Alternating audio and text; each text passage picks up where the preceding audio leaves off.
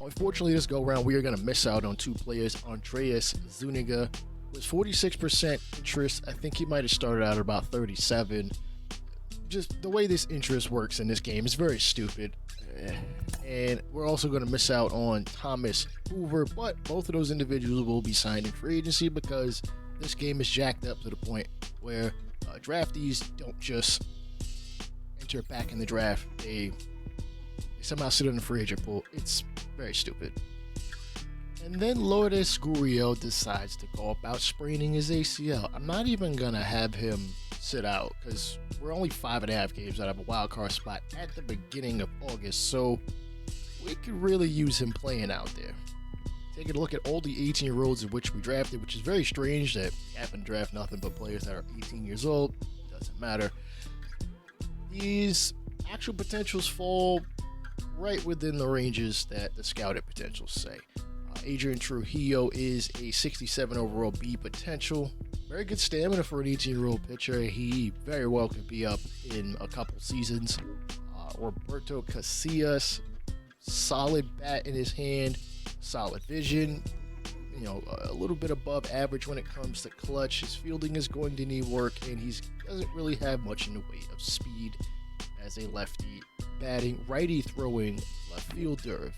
Vladimir Villegas, guy that I was really hoping would be at least 10 overall points higher. He's clearly a reliever at this point. Very good stamina, but you know how this game works when it comes to stamina. Stamina tends to drop down for no reason at all. I would have if his hitter K-per were a lot bit higher, he could have been a starter. Maybe we'll change him to a starter and see how things play out. But otherwise, he's going to spend time either in A-ball or Double-A. Kurt Trujillo looks like the real deal. Granted, doesn't have much in the way of power. He is a contact bat through and through. He said he had a secondary position, but somehow it disappeared. SDS, you have to stop this crap. Nonetheless, extremely durable and doesn't need a strong arm to play second, as he can field and has some okay speed.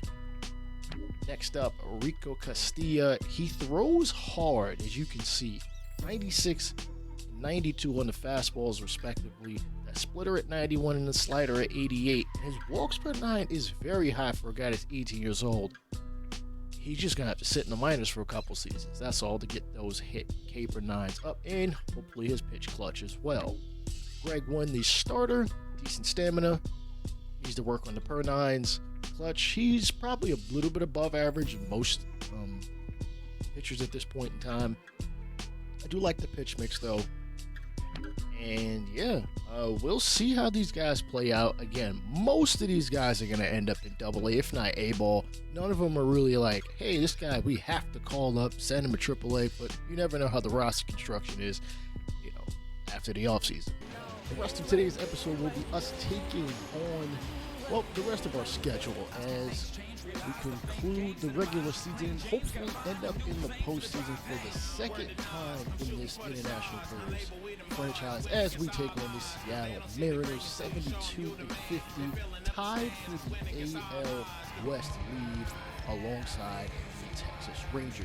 Their starter, Logan Gilbert, definitely in the running for the Cy Young, even if you don't really subscribe to the notion that wins matter when it comes to pitching. Nonetheless, we'll be taking a look at Lourdes Gurriel Jr., putting up pretty good numbers in the season, most of it for Arizona as he hits this one into the left field gap, and he is going to stretch this one out. Can it be two? No! Julio Rodriguez, I forget how much his contract is, but with enough incentives and him playing like that, especially on defense, he should definitely make all of it. He was credited with a single thrown out at second. And Gurriel has a second opportunity to drive in a run. 1-0 pitch, hit to center. Oh, the scooping catch by Rodriguez. Running for third with tag, and you know what? Gurriel could carry over all of the offense thus far here in the third inning. Jump ahead, top 6. Gilbert still out there, and slider going to get taken back up the middle. All 3 batted balls from Gurriel have been pretty much up the middle, and you know what? That's what you're taught in Little League. Take it back up the middle anywhere you can. Oscar Gonzalez having a pretty good season. I did not expect this. Granted, it's not anything crazy. 14 home runs, nearly 50 ribbies. And so we got about 35, 40 more games left. Hopefully we can extend those numbers even further. Not going to be able to do so on that plate appearance. Tied ball game with the 8th inning with Suarez.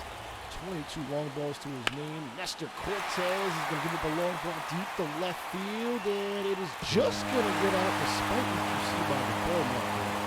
Somebody doesn't even have to replacement. That is his 23rd home run of the season. Cortez should have been going better. Matter of fact, he probably should have been out of the game, but remember, we moved him to the bullpen in July. You saw at the bottom ticker there. If this score holds up, the Mariners will take a half-game lead. Depending on how things play out between the Rangers and I believe the Astros, not the Astros. Nonetheless, doesn't matter. By the top of the 9th inning, lead a runner on, but we will face one of the top closers in baseball. Andres Munoz, 36 saves, 3rd in the, well, technically 4th in the American League.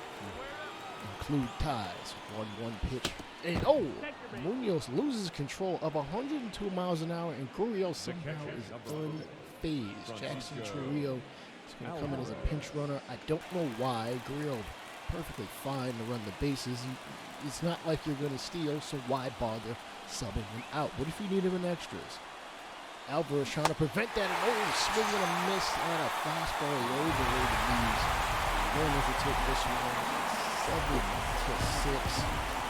Celebrate and listen. They are guaranteed a playoff spot at this point in time. Cal Raleigh, 3 RBIs.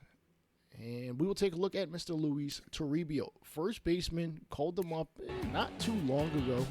We continue to see this here in Seattle, T-Mobile Park. Very loud, very much packed. You know what? It's nice to see this. Series tied at 1 game apiece, both games ending in a 7-6 ball game. Who will take the rubber match in this one? Bryce Miller start today's ball game. Not too shabby numbers. Toribio. 9 ribbies, again, only 18 games thus far. Not a ton of plate appearances. This is a September call-up, and he's going to pop this one up in the foul territory near our... The catcher did not catch that. It looked very much like it was going to land in his glove. Nice attempt, even nicer hair. Toribio hits a fly ball into right field, and unfortunately that is going to be in the inning and fly out to right. Don't look so disappointed now, man. Take the most of every opportunity because, listen, first base is kind of up for grabs going into next year. Toribio is going to make do with what he's given. Curveball hit into right field. Back-to-back base runners for Cincinnati. Arias, unfortunately, would strike out looking at a fastball low. And that's just slightly outside, but does not matter. Gurriel come up with a base hit. Drove in 2 runs in the previous game, and this fly ball is not going to count. There's another one. Through 5. They're up by 4, and now up by 6. Ground ball first, back to second, back to first, but unfortunately the return throw is off the line. Both and a runner will be safe. As Toribio does have the speed to steal, but is he going to? Yeah, not the best, but Barrosa is going to hit this one in the left field, and I'll have 2 runners on. I mean, you got to start early somewhere, so hopefully some more hits come to be. Speaking of hits, Arias not hitting like his usual self in the series. 1 for 10. Did drive in a run, but man, do we need him to get a hit here. It's a shame he's not more of a power threat. Ground ball to second. Second is short. It's not covering said base. Back to first, unfortunately. Arias will ground into a double play. It's not looking good. Now down by 7. You know what? Just try to get a good plate appearance. Can't really ask for much in the game, but we're down by a ton, and we'd have to bat around and really make any noise. And the only noise we're going to hear is this ball landing on the glove. And unfortunately, Toribio will be out. Yeah, the Mariners in that team. We're missing. They're playoff. They're very much playoff. They haven't locked up the 1 seed yet. The Rangers are still behind them, so we'll see how things play out in the coming weeks. We should push on to the next series. Before we hop into our series against the Boston Red Sox, we got to look at Jackson Chourio, a potential prospect. Apparently he's losing durability, which makes no sense because when you're playing, how are you losing durability? Nonetheless, a very, very foggy, rainy evening here in Beantown. I am surprised we're even playing this game. It is the heart of hurricane season, and we're dealing with a tropical storm. Yet for some reason, baseball says let's continue playing this game. Manfred, you're an idiot. Anyway, 3.32 ERA, 162 innings. Jackson Chourio does have 2 home runs to his credit. Again, he very well could be playing center field next year.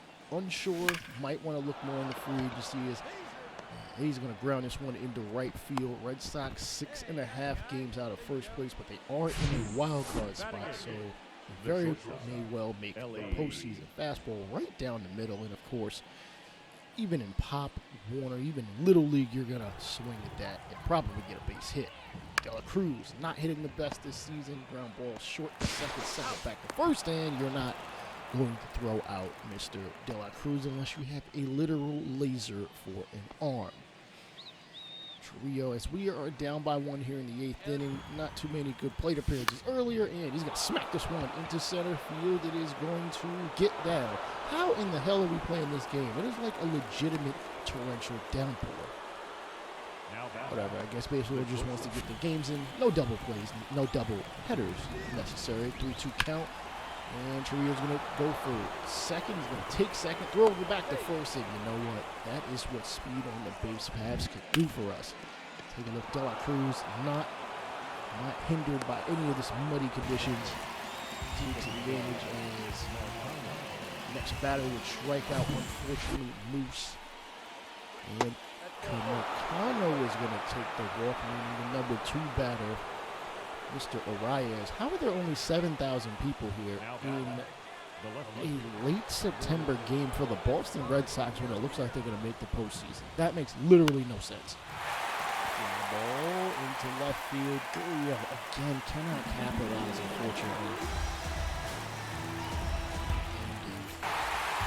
Red Sox do take this one. Final score really isn't important. They win.